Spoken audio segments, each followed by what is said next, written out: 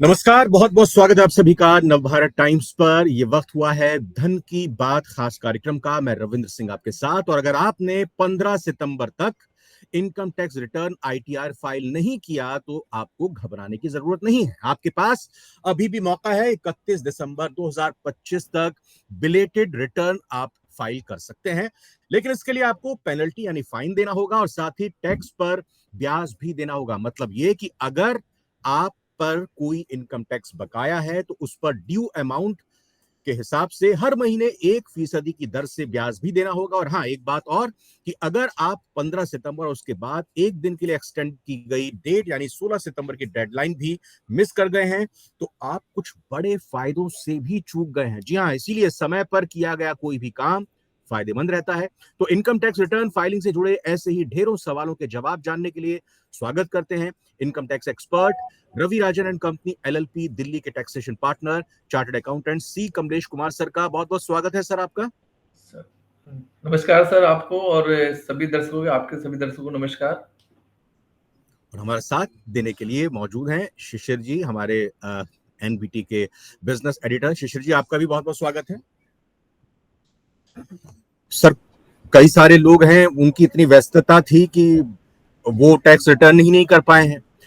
कई सारे लोग हैं, उनको डेट ही नहीं पता थी लास्ट डेट क्या होती है। कई लोग ऐसे हैं जिनको लास्ट डेट पता थी, जब वो लॉगिन करने बैठे इनकम टैक्स की तो फिर सर्वर डाउन हो गया। कई सारे लोग ऐसे भी हैं जिनके दोस्तों ने वादा किया था कि हम तुम्हारा रिटर्न फाइल कर देंगे, वो आखिरी मूवमेंट पे उनको गच्चा दे गए। कई सारे लोग इस चक्कर में अपना रिटर्न फाइल नहीं कर पाए, अब घबरा रहे हैं कि आखिर ये 16 तारीख भी बीत गई, अब पता चला उनको। तो क्या किया जाए अब सर? सर देखिए, ऐसा है, नॉर्मल डेट जो होती है 31 जुलाई एक्सटेंड करके 15 सितंबर किया गया था। उसको फिर एक दिन, क्योंकि टेक्निकल ग्लिचेस आ रहे थे, लोगों के रिटर्न फाइल नहीं हो पा रहे थे 15 तारीख को, तो डिपार्टमेंट ने एक दिन की और एक्सटेंशन देके जो 16 सितंबर तक थी, एक दिन के लिए वो देते नहीं। वो अगर हमने याद हो, लास्ट हमने एपिसोड में ये किया था कि हमारी एक्सपेक्टेशन नहीं कि डेट बढ़ेगी, लेकिन मैंने कहा कोई ग्लिचेस आ जाए टेक्निकल तब तो कर सकते हैं। और मैंने एक्सपेक्टेशन की थी कि ज्यादा से ज्यादा एक हफ्ते से ज्यादा नहीं करेंगे, उन्होंने एक दिन का बढ़ाया, जिसकी वजह से जो due to the technical glitches. However, आपका जो क्वेश्चन है कि जिन्होंने मिस कर दिया है अब क्या करें, कोई बात नहीं। अगर जिन्होंने 16 सितंबर तक अपने रिटर्न्स फाइल नहीं किए हैं, वो अभी भी रिटर्न्स फाइल कर सकते हैं। इसको बिलेटेड रिटर्न बोलते हैं। ये अभी भी फाइल हो सकती है, सब्जेक्ट टू इसमें कुछ फाइन्स देने पड़ेंगे। डेट क्या रहेगी सर उसकी लास्ट? जैसा अब मैंने इंट्रोडक्शन बताया 31 दिसंबर तक कर सकते हैं, उसके बाद तो कोई मौका ही नहीं होगा फिर। जी जी, देखिए, फाइनेंशियल 2024-25 असेसमेंट, जिसको हम 25-26 बोल रहे हैं, इसकी रिटर्न, जैसे ये रिटर्न आप 3 महीने फाइनेंशियल ईयर असेसमेंट खत्म होने के 3 महीने पहले तक कर सकते हैं। मतलब ये असेसमेंट हमारा खत्म हो रहा है 31 मार्च 2026 को, वहां से 3 महीने पहले यानी 31 दिसंबर 2025 would be last date belated return file करने का या रिवाइज रिटर्न फाइल करने का। सर, यहाँ एक सवाल है। आपने कहा जिन्होंने अभी तक आईटीआर दाखिल नहीं किया है उनके लिए तो है 31 दिसंबर। अब कोई स्ट्रेस में, हड़बड़ी में या टेक्निकल ग्लिचेज के बीच वो अपना रिटर्न दाखिल करने की कोशिश कर रहे हैं और इस हड़बड़ी में गलती हो गई, वो देख रहे हैं कि उसमें गलती हो गई, तो उनको अपनी गलती में सुधार करने का कोई मौका है या गलत रिटर्न ही जाएगा? देखिए, इसको बोलते हैं रिवीजन ऑफ रिटर्न, रिवाइज करना। सेक्शन 139(5) में रिवीजन का कॉन्सेप्ट है, जिसके अंदर क्या है कि आपने रिटर्न फाइल की और उस रिटर्न के अंदर आपको महसूस हुआ या आप फाइंड करते हैं इसमें कुछ मिस्टेक्स हो गई हैं, कुछ गलतियां हो गई हैं, कम इनकम लिख दी गई है या ज्यादा इनकम लिख गई है, या कोई पर्टिकुलर्स गलत लिख गई है, कोई सेक्शन गलत लिख दिया गया, कोई भी फिगर आपको लगता है कि आपने गलत लिख दिया है, आप उसे रेक्टिफाई कर सकते हो। आप अपने रिटर्न रिवाइज। इसके लिए क्या पेनल्टी देनी होगी उनको भी? क्या कह रहे हैं सर? इनके लिए तो क्या पेनल्टी देनी होगी उनको? हाँ, देखिए, नहीं, आपको सीसीटी में आपको बताऊं, जो रिटर्न ड्यू डेट तक फाइल हो गई है, यानी 16 सितंबर 2025 तक रिटर्न फाइल हो गई है, इस रिटर्न के अंदर कोई गलती अगर है, इस रिटर्न की गलती को रिवाइज करने के लिए, सही रिटर्न फाइल करने के लिए आपको कोई फाइन या पेनल्टी नहीं देनी है, कोई भी पेनल्टी नहीं देनी है। और ये 31 दिसंबर 2025 तक आप कर सकते हैं बिना कोई कॉस्ट, पेनल्टी, कोई फाइन किए। ओके नहीं, लेकिन जो लोग 16 सितंबर तक अपने रिटर्न फाइल नहीं कर पाए हैं, वो अब जब 16 तारीख के बाद अपनी रिटर्न 31 दिसंबर तक फाइल करते हैं, तो एक तो ये कि उनको कितनी पेनल्टी या फाइन देना होगा, दूसरा ये कि उन्होंने अगर गलती से कुछ मिस्टेक की है कोई, तो उसमें वो रेक्टिफाई करने के लिए, रिवाइज करने के लिए क्या मौका है उनके पास, और रिवाइज अगर करते हैं तो क्या उस पर फिर से पेनल्टी देनी होगी? देखिए, मैंने आपको पहले क्वेश्चन में किया कि जिन्होंने ड्यू डेट तक फाइल किया नहीं 16 सितंबर, अब आपका क्वेश्चन है कि 16 सितंबर के बाद यानी 17 ऑनवर्ड, 17 सितंबर या ऑनवर्ड कोई income tax individual return file करता है, उस केस में आप इसको बोलते हैं बिलैटरेट रिटर्न। अगर इसमें कोई मिस्टेक हो गई तो आप उसको भी रिवाइज कर सकते हैं। बहुत पहले नहीं होता था, अब रिवाइज हो जाती है। ठीक है, अच्छा। नंबर 1। नंबर 2, आपने कहा इसको पे करने में कोई पेनल्टी। देखिए, जब भी बिलैटरेट रिटर्न फाइल होगी उसमें मैक्सिमम 5,000 रुपए की फाइन लगती है। अगर किसी की इनकम 5 लाख से अबव है, उसको 5 लाख रुपए तक फाइन या 1,000 रुपए का फाइन अवेलेबल है, देना पड़ेगा। तब नेटवर्क प्रॉब्लम आ गई, मैं चाहूंगा कि इस आंसर को आप फिर से रिवाइज करें, पेनल्टी और फाइन वाले को। सर थोड़ा सा नेटवर्क इशू आया है जी। आपने कहा कि 5,000 पेनल्टी देनी होगी, प्लीज। हाँ। और चाहे उसकी कितनी भी सैलरी हो, किसी भी ब्रैकेट में आते हो, सभी के लिए ये 5,000 फिक्स है। हाँ, मैं इसको बताता हूँ। देखिए, अगर इनकम किसी की 5 लाख से ज्यादा है तो उसको 5,000 रुपए की पेनल्टी फाइन देनी। थोड़ा नेटवर्क इशू आ रहा है। अगर मैं कह रहा हूं कि अगर किसी की इनकम 5 लाख से ज्यादा है और वो बिलैटेड रिटर्न फाइल कर रहा है, लेट रिटर्न फाइल कर रहा है, तो उसको 5,000 रुपए फाइन के साथ पे करेगा, तब जाके रिटर्न फाइल होगी। देखिए, ऐसा है, जब भी हम ड्यू डेट के बाद रिटर्न फाइल करते हैं उसको बोलते हैं बिलैटेड रिटर्न। तो सारी की सारी बिलैटेड रिटर्न होती है और बिलैटेड रिटर्न में फाइन लगता है, और फाइन जो है वो डिपेंड करता है इनकम पे। मैक्सिमम फाइन 5,000 रुपए है और मिनिमम 1,000 रुपए है। और ये कब तक कर सकते हैं, आपका क्वेश्चन है। ये हम 31 दिसंबर 2025 तक, इस फाइनेंशियल ईयर 24-25 की रिटर्न को हम 31 दिसंबर 2025 तक बिलैटेड रिटर्न फाइल कर सकते हैं विद फाइन। और उसमें अगर कोई त्रुटि रह गई, कोई गलती रह गई, आपने रिटर्न फाइल करते समय कोई भी गलती कर दी, अब आप उसको चेंज करना चाहते हैं, रिवाइज करना चाहते हैं, उसके अंदर उस गलती को ठीक करना चाहते हैं, वो भी कर सकते हैं। उस गलती को ठीक करने के लिए दोबारा कोई फाइन या पेनल्टी नहीं लगेगी। अच्छा, कितनी पेनल्टी होती है सर? सर, ये मैक्सिमम 5,000 रुपए होती है, मिनिमम 1,000 रुपए होती है, और मिनिमम एग्जम्पशन लिमिट से इनकम जिनकी कम होती है उनमें 0 है, कोई पेनल्टी भी नहीं होती। कमलेश सर, एक सवाल ये भी कि अब जो लोग 16 तारीख के बाद रिटर्न फाइल कर रहे हैं, अब रिटर्न फाइल करते हुए उनको लगा कि भाई उनकी देनदारी इनकम टैक्स डिपार्टमेंट के लिए बनती है, मतलब उनका कुछ टैक्स ड्यू है जो उनको पे करना है। अब उस पर भी कहा जाता है कि इंटरेस्ट के साथ आपको पे करना पड़ेगा, मतलब एक तरह से कहें कि पेनल्टी तो आप 1,000 से लेकर 5,000 तक दे ही रहे हैं, लेकिन जो आपका ड्यू इनकम टैक्स रिटर्न है उस पर भी आपको ब्याज देना होगा सरकार को, सही है? सर, देखिए, जब भी आप डिले पेमेंट रिटर्न फाइल कर रहे हैं और आपका एडवांस टैक्स पेड नहीं है, टीडीएस आपका नहीं कटा है, और आपने सेल्फ असेसमेंट टैक्स में पेमेंट कर रहे हैं, तो आप लेट रिटर्न फाइल कर रहे हैं। लेट रिटर्न फाइल करने की वजह से आपको हर महीने का ब्याज देना पड़ेगा। जब रिटर्न फाइल करेंगे तब तक का ब्याज देना पड़ेगा। वो है 1% पर मंथ और पार्ट ऑफ द मंथ, यानी हर महीने 1% का ब्याज एक्स्ट्रा देना पड़ेगा अगर आप ड्यू डेट तक रिटर्न फाइल नहीं करते हैं तो। सर, यहाँ देखिए, जैसे आपने बताया कि हम जो टैक्स देते हैं, एडवांस हमने टैक्स भर दिया और जो वापसी होगी, रिफंड होगा, तो रिफंड पे इनकम टैक्स डिपार्टमेंट हमें 6% का ब्याज देता है, और हम देरी कर दिए, हमें देना पड़ेगा इंटरेस्ट, तो हमसे वो 12% का लेता है। ये कुछ टैक्स पेयर के साथ जानती नहीं है। लेट लतीफी का दंड है, मुझे लगता है। अच्छा, ये लेट लतीफी का दंड है। हाँ, देखिए, आप सरकार ने बोला है कि आप अगर लेट होते हो या आपको सही से टाइम पे रिटर्न नहीं पे करते, एडवांस टैक्स नहीं देते, उस केस में आपको 12% आपको इंटरेस्ट चार्ज करते हैं। ठीक है, लेकिन देने की बारी आती है वो 6% करते हैं। देखिए एक्ट में ऐसा लिखा हुआ है, जो कानून में लिखा हुआ है उसको फॉलो करना पड़ेगा।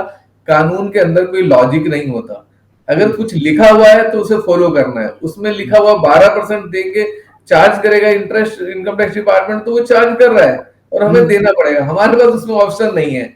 और 6% हमारा एक्सेस जमा हो गया तो सरकार उसको 6% ब्याज के साथ देती है। सरकार ये भी नहीं चाहती ना कि आप ज्यादा पैसे सरकार को दें, वो तो कहती है जितना टैक्स बन रहा है उतना ही पैसे दो। ज्यादा और कम हो गया तो कहते 12% ब्याज के साथ, तो ज्यादा हो गया कहते हैं कि 6% ब्याज के साथ वापस ले लो।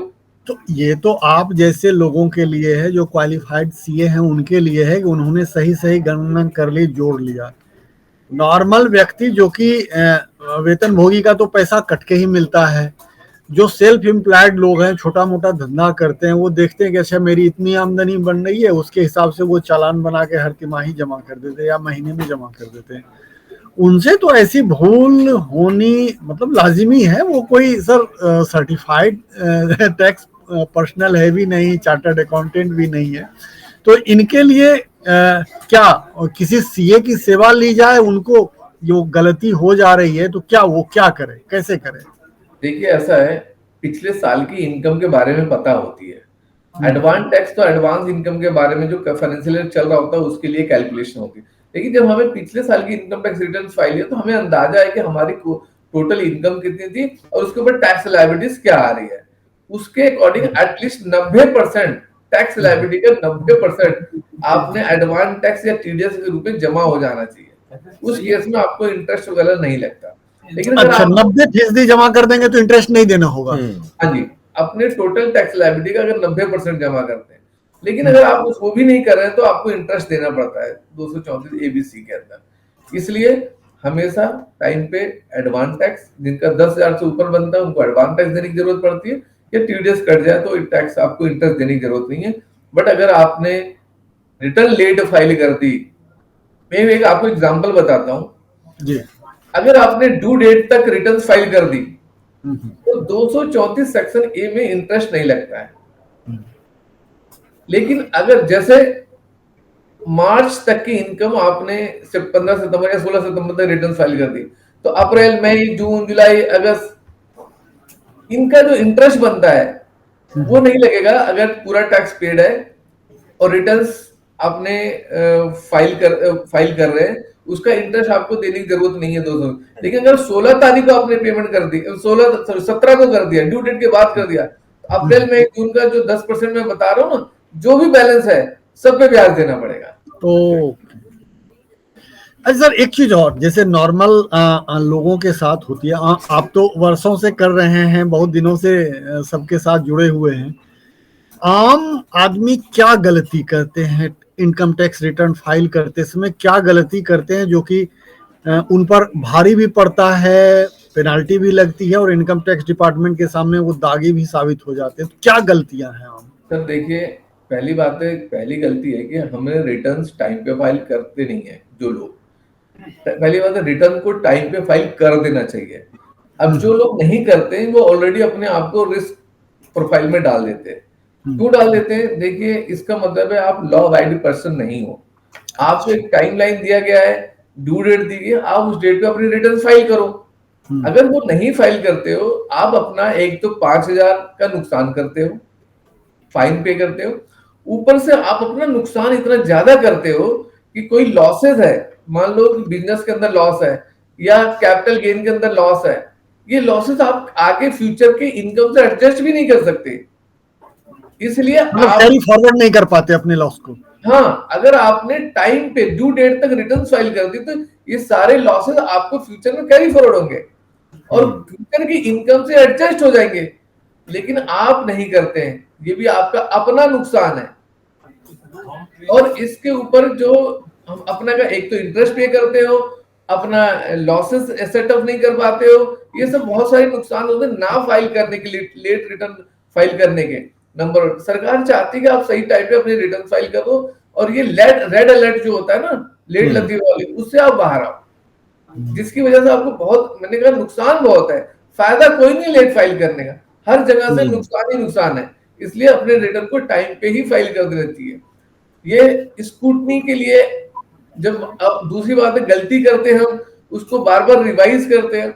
इनकम टैक्स डिपार्टमेंट इस बात के, सबके पास उनके लॉग मेंटेन होता है, ये कौन कौन से लोग हैं बार बार अपनी रिटर्न रिवाइज कर रहे, सही से फाइल नहीं करे, तो उनके पास वो एक रेड फ्लैग जोन में चला जाता है।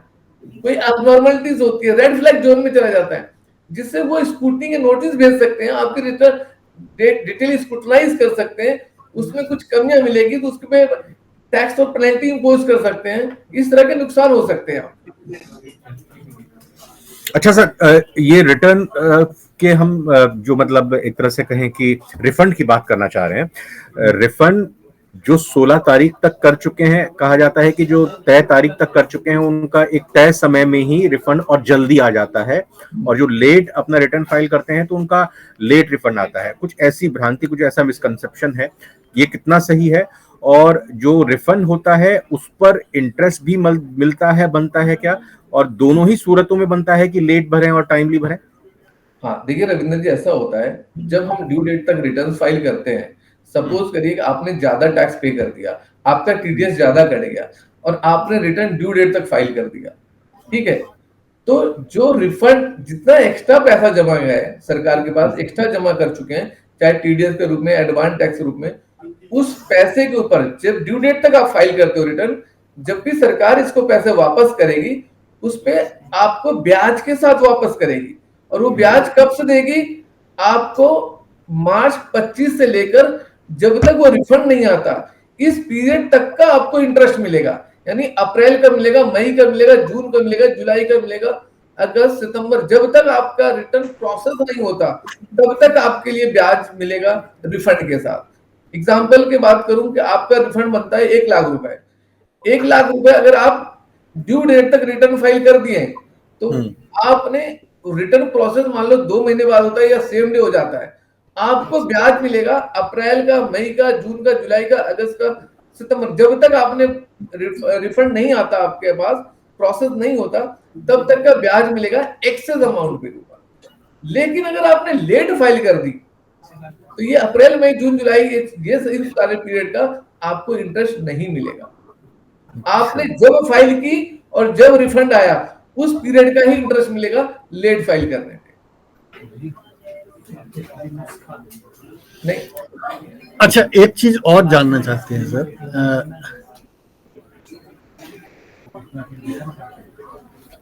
नकद लेन देन की सीमा जैसे होती है, जैसे आम आदमी तो यही सोचते हैं कि यार मेरा तो बनता ही नहीं है, कोई टैक्स ही नहीं बनता, मैं क्यों आईटीआर फाइल करूं। क्या कोई ऐसी भी बात है कि आपने नकदी की कोई सीमा अधिक पार कर ली है, या ट्रांजैक्शन आपने ज्यादा किया है, या आपने जेवरात की खरीद ज्यादा की है, या कोई प्रॉपर्टी की रजिस्ट्री कराई है या बेची है, तो रिटर्न फाइल करना चाहिए, या जैसे अभी तक नहीं कर रहे नहीं करें?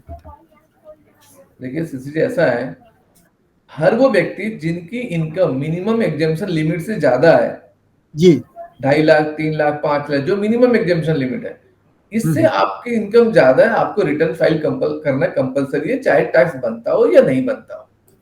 अब रही बात नगदी वाली बात, देखिए इनकम टैक्स में हर चीजों की लिमिट फिक्स कर रखी है। बिजनेस के केस में एक्सपेंडिचर 10 लाख से ऊपर नहीं कर सकते कैश में, नगद में। अच्छा अच्छा।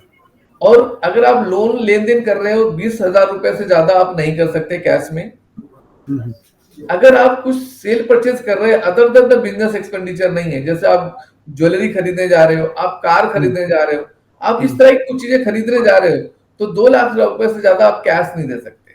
ये लिमिट 2 लाख है कैश की लिमिट ज्वेलरी खरीदने पे। इन सब में 2 लाख। मैं सभी से कहूंगा कि कृपया करके सब लोग बैंकिंग चैनल के थ्रू खरीदे, लेकिन मजबूरी है तो बात अलग है। ज्यादा से, चाहे 2 लाख की फिगर हो या 50,000 की फिगर है, ज्यादा से ज्यादा बैंकिंग चैनल से खरीदना चाहिए। बैंकिंग चैनल को एक्सप्लेन करना बहुत आसान होता है। कैश में ना खरीदे, फिर भी कैश की लिमिट मैंने बताया ना, ज्वेलरी, कार, इन सब के लिए कुछ एसेट्स खरीदते हो तो 2 लाख की लिमिट है, कंप्यूटर खरीदते 2 लाख की लिमिट है। लेकिन नॉर्मल बिजनेस एक्सपेंडिचर 10,000 रुपए से ज्यादा नहीं है। और अगर आप लेन देन लोन का करते हो 20,000 की लिमिट है, इससे ज्यादा आप नहीं कर सकते। सर अब ये भी समझना चाहेंगे, अब ये साल 2024-25 के रिटर्न तो फाइल करने की अंतिम तारीख बीत चुकी है। अब 31 दिसंबर तक उन लोगों के पास वक्त है जिन्होंने रिटर्न फाइल नहीं किया है, लेकिन अब मौजूदा 25-26 फाइनेंशियल ईयर के लिए लोग अपनी तैयारी, अपने पेपर्स, डॉक्यूमेंट्स कैसे तैयार रखें ताकि कोई चूक ना हो, गलती ना हो और देरी ना हो पाए टैक्स रिटर्न फाइल करने के लिए। क्या तैयारी लोगों को अभी से ही करनी चाहिए? देखिए, हर आदमी को ब्याज ना लगे इसलिए अपनी कैलकुलेशन एडवांस में करते रहना चाहिए। सही टाइम पे जो खर्चे हो रहे हैं, जो एक्सपेंडिचर हो रहे हैं, उनका रिकॉर्ड अपना मेंटेन करते रहे। आज से ही, शुरू से ही मेंटेन करते रहे। अब कोई इनकम आ रही है उसको प्रॉपर्ली रिकॉर्ड रखे, कोई एक्सपेंडिचर हो रहा है, खर्चा हो रहा है, उसको रिकॉर्ड करें। अपने इंटरेस्ट कितना आएगा महीने का पता है, एफडी कितना किया, प्रोपोर्शनल पता है, उसको रिकॉर्ड करें। हर चीज को प्रॉपर रिकॉर्डिंग करें और साथ साथ में जिनको एडवांस टैक्स बनता है क्वार्टरली अपना कैलकुलेट करके एडवांस टैक्स जमा करवाते रहे, जिससे कि कोई इंटरेस्ट ना लगे। और एट द टाइम ऑफ जब रिटर्न्स फाइल करें ड्यू डेट तक 26 ईयर्स देखें, टीआईएस सीआईएस देखें, ज्यादातर इंफॉर्मेशन वहां अवेलेबल है। आप बैंकिंग चैनल, क्योंकि आप वर्किंग अपनी कर चुके होंगे साथ साथ में, तो आपको समय नहीं लगेगा इनकम टैक्स रिटर्न फाइल करने में। आपको डिले इनकम टैक्स रिटर्न नहीं होगी। आपको इस बात के इंतजार नहीं रहेगा कि भैया डेट और बढ़ जाए, क्योंकि आपकी सारी तैयारियां हो चुकी होंगी। अगर आपके दिमाग में, देखिए ऐसा है, ये तो पता है ना कि अगले साल रिटर्न फाइल करनी है। जब मुझे पता है अगले साल रिटर्न फाइल करनी है तो मैं उसकी तैयारियां आज से करूंगा। जो मेरे इनकम है, जो मेरे एक्सपेंडिचर है, उसका रिकॉर्ड अपने कहीं मेंटेन करता रहूं। अगर बड़े बिजनेस, दूसरे बिजनेस है, उनका रिकॉर्ड अकाउंटिंग होती रहती है, इनका अपने एटलीस्ट हर चीजों को रिकॉर्ड करते रहे। अगर जैसे फाइनेंशियल ईयर खत्म होते ही इंटरेस्ट सेटलमेंट बैंक से ले लो, सब कुछ लेके अपना रख लो। जैसे ही रिटर्न का टाइम आता है अपना सारे कंपाइल किया हुआ उनको दे के 10-20 मिनट, आधे घंटे में अपने रिटर्न फाइल कर दें। या अगर प्रोफेशनल के थ्रू फाइल करवाते हैं, सब कुछ आप प्रोफेशनल को दोगे, वो बहुत जल्दी अपना रिटर्न कैलकुलेट करके वो रिटर्न फाइल कर सकता है। ये तभी पॉसिबल है जब ये तैयारियां शुरू से की जाए, फाइनेंशियल ईयर के दौरान अपनी अपनी तैयारी करते हुए चले। जी, इसके अलावा सर सवाल ये कि जैसा मैंने शुरुआत में ही कहा था कि लोग कुछ एक्सपर्ट के पास जाते हैं, चार्टर्ड अकाउंटेंट के पास जाते हैं, और कुछ लोग टैक्स रिटर्न फाइल इस वजह से नहीं कर पाए हैं क्योंकि उनके दोस्तों ने जो कमिटमेंट किया था कि हम तुम्हारा रिटर्न फाइल कर देंगे, वो फिर दोस्त जो है उनके हाथ नहीं लग पाए। और जब टैक्स रिटर्न फाइल करने की आखिरी तारीख होती है, हमारे शिशिर जी तो एक्सपर्ट हैं, इनकी पूछ वैसे भी रहती है हमेशा, लेकिन उस दौरान कुछ ज्यादा ही हो जाती है। तो क्या अपने आप भी लोग थोड़ा सा लिटरेट होकर, अगर कुछ बहुत भारी भरकम उसकी कैलकुलेशन नहीं है, तो क्या आसानी से वो टैक्स रिटर्न फाइल कर सकता है? कुछ टिप्स देंगे सर इस पर? देखिए ऐसा है कि आजकल चीजें ऑनलाइन हो गई है। इनकम टैक्स रिटर्न्स बहुत सारे डेटा खुद ही ऑनलाइन पॉपअप हो जाता है। जो सैलरीड एम्प्लॉय है, इनकम फ्रॉम अदर सोर्सेज वाले, उनको बहुत तकलीफ नहीं है, वो खुद रिटर्न अपनी फाइल कर सकते हैं। हाँ, जहां पे कॉम्प्लिकेशन है, जहां पे कैपिटल गेन है, जहां प्रॉपर्टी सेल परचेज है, जहां पे अफेंडो का केस है, जहां पे शेयर्स में इंट्राडे ट्रेडिंग कर रहे हैं, इन सब लोगों के लिए हाँ प्रोफेशनल हेल्प लेना चाहिए। क्योंकि मेरे पास ऐसे बहुत लोग आते हैं जो ये गलतियां कर बैठते, नहीं करते, और उनको टैक्स बेनिफिट अवेलेबल था बट वो फॉरगन कर जाते हैं because of lack of knowledge. अपनी वो बेनिफिट वो अवेल नहीं कर पाते। कई बार क्या होता है कि प्रोफेशनल को तो कर पता होता है कि किस चीज में टैक्स बेनिफिट्स है, लेकिन कई बार ऐसे खुद ना हेल्प लेने की वजह से अपना बहुत बड़ा चंक खो देता है, टैक्स पे कर देता है और बेनिफिट खो देता है। तो इसलिए सिंपल इंटरेस्ट है, सिंपल आईटीआर जानिए जिसमें नॉर्मल सैलरी इनकम या अदर सोर्स से इंटरेस्ट की इनकम है, तो आप खुद भी कर सकते हो। आप सक्षम है, अगर कर सकते हैं तो आप कर सकते हो, लेकिन कॉम्प्लिकेटेड केस में हमें प्रोफेशनल की हेल्प लेनी चाहिए। शिशिर जी, मेरे ख्याल से हमारे तो सब सवाल खत्म हो गए। आपके पास भी कुछ हो तो आप देख सकते हैं। सर कोई और चीज मिस हो रही हो, आपको जो लग रहा हो कि लोगों को जानना चाहिए, जरूरी है?